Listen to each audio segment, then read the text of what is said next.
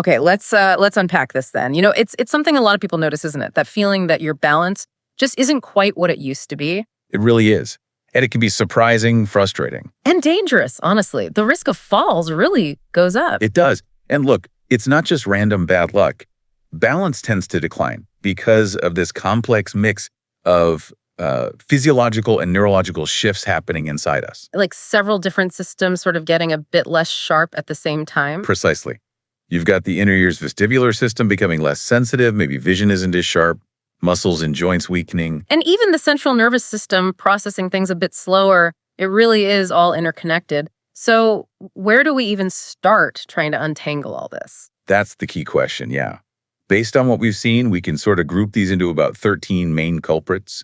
And maybe we should start with a really fundamental one, muscle weakness, specifically something called sarcopenia.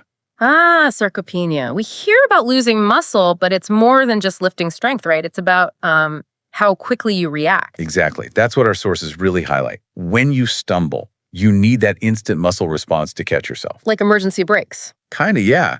And those brakes get weaker. This process, sarcopenia, can actually start quietly in our 30s, but it really ramps up after 50. Wow. So weaker muscles, especially legs and core, it just means less power for those quick corrections. That's it. It's foundational for stability. And tied right into that is joint stiffness. So if muscles are the power, joints are maybe the hinges. Good analogy. And just like hinges, they can get stiff with age, less flexible. How does that sort of resistance impact staying upright? Well, think about your ankles, knees, hips. If they're stiff, they limit those tiny, quick adjustments your body needs to make constantly, especially if the ground's uneven or you shift weight suddenly. Right. So muscle weakness and joint stiffness. Already two big factors that can, well, literally trip us up. Mm-hmm. And hey, before we go further, if this is sounding familiar, maybe something you've experienced or seen in someone you know, we genuinely love to hear about it.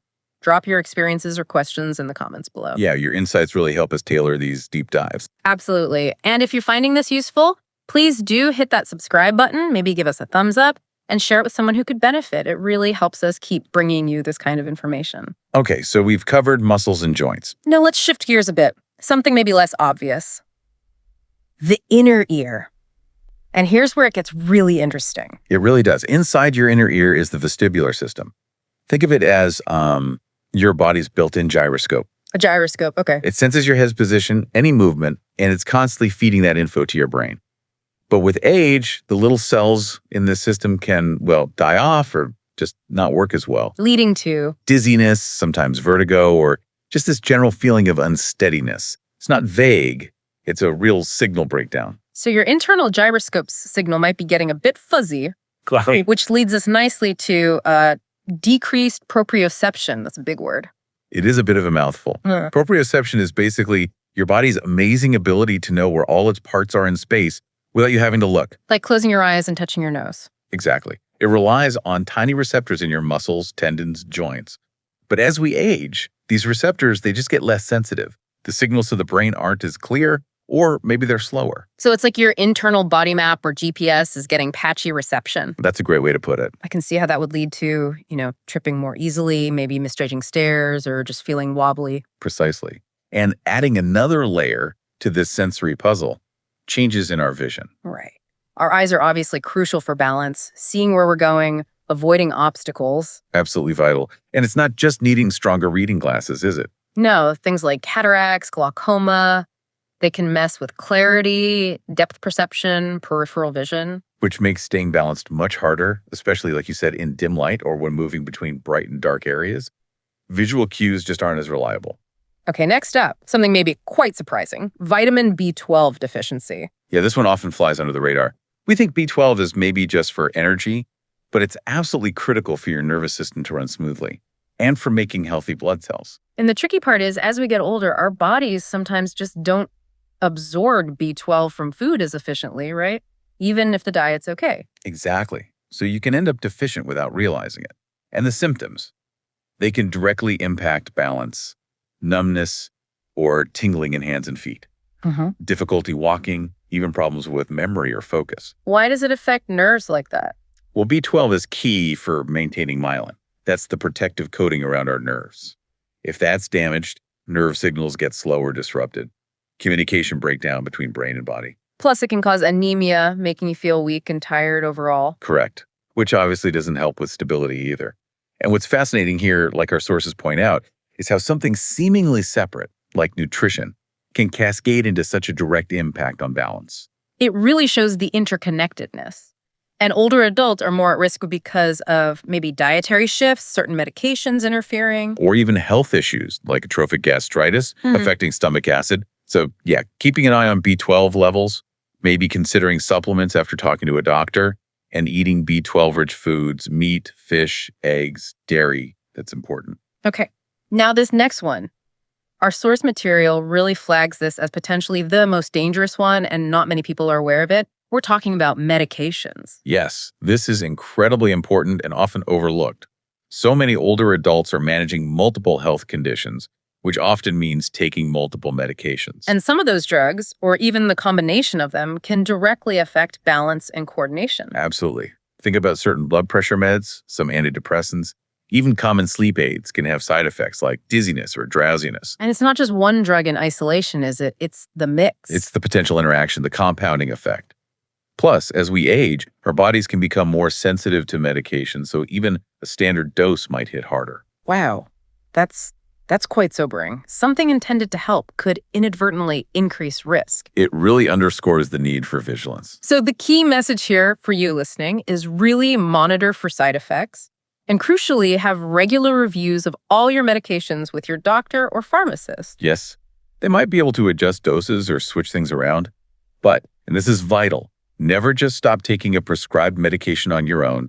Always talk to your healthcare provider first. Huge takeaway. Okay, moving on. Chronic health conditions. Right.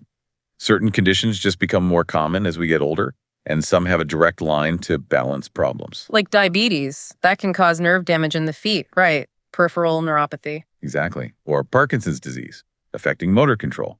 The after effects of a stroke, too. And even things like arthritis, maybe not directly affecting balance systems, but the pain and stiffness make movement harder, less stable. Precisely. It all contributes to instability, which, again, raises that question. How many of these factors are intertwined? It feels like they often are, creating a kind of perfect storm for some people. Which is why understanding all the pieces is so important.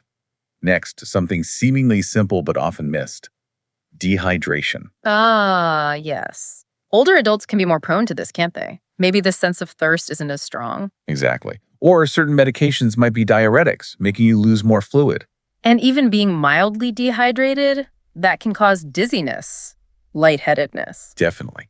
Especially when you stand up quickly, that sudden drop in blood pressure can make a fall much more likely. And beyond dizziness. It can also cause confusion, fatigue, general weakness, none of which help you stay steady on your feet. So the advice is simple but crucial. Keep sipping water. Carry a bottle. Eat water-rich foods like fruits and veggies. It sounds basic, but it makes a real difference. Okay, number 10 is, interesting, the fear of falling. This seems counterintuitive. It does, doesn't it? But the fear itself can actually increase your chances of falling. It's a psychological trap. How does that work? Well, if you're constantly worried about falling, you tend to get tense, you move less fluidly, maybe take shorter, shuffling steps. Your movements become less natural and, ironically, less stable. And then it becomes a vicious cycle. Fear leads to less activity, Which leads to weaker muscles, poorer balance. which increases the actual risk, reinforcing the fear. Wow. It's a tough cycle to break. Yeah. It really impacts freedom of movement. And speaking of how we connect with the world, decreased foot sensitivity. Yeah, the soles of our feet are amazing, packed with nerve endings, telling our brain about the ground surface, making tiny adjustments all the time. Or primary connection. Exactly. But that sensitivity can decrease with age or, again, with conditions like diabetes that affect nerves. It's like our sources used a great analogy, trying to balance on a tightrope wearing thick socks. I get it. Your brain just isn't getting those clear, detailed signals from your feet. Right, making balance much harder. Okay, number 12, postural changes. Over time, many people develop changes in posture, maybe a bit more stooped or the head drifts forward. Things that happen gradually you might not even notice. Often, yes, until they start causing problems. These shifts change your center of gravity, making it harder to stay balanced. Your body has to work harder in less stable ways just to stay upright. Okay, and the final one, number 13, cognitive decline. The brain's role must be huge here. Absolutely massive. Your brain is the command center, constantly taking in all that sensory information from eyes, ears, muscles, feet, and coordinating the response needed for balance. And if cognitive function declines, even mildly, Its ability to process all that complex information quickly and effectively can be impaired. It struggles to integrate everything fast enough. I imagine that's especially true when you're doing something else at the same time, like multitasking. Exactly. Trying to walk while talking or carrying groceries? That requires even more processing power, which can overload a system that's already working harder. Okay, wow. So that's the rundown of the 13 common culprits. We've definitely unpacked the why. We have. But remember, our mission was also about solutions, arming you with strategies. Right, because the big message here, the really hopeful message, is that while balance can decline, it's not inevitable. It's absolutely not too late to work on improving it. Couldn't agree more.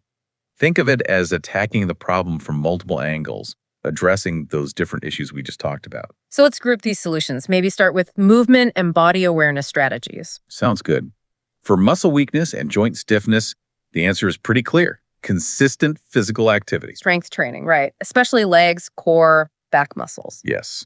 And it doesn't have to be powerlifting.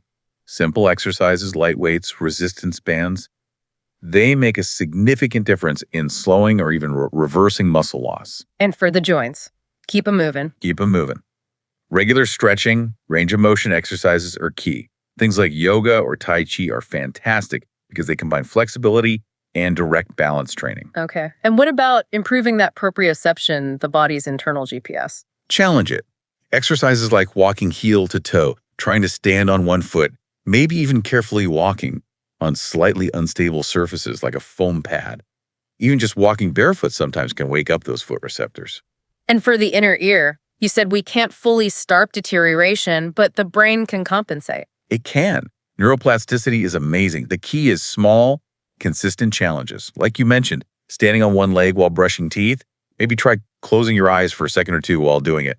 That forces the brain to adapt and rely more on other senses. Okay, so that's movement. What about medical and lifestyle adjustments? Right. Vision first. Regular eye exams are non-negotiable. Keep prescriptions updated. Maybe consider different glasses for inside versus outside.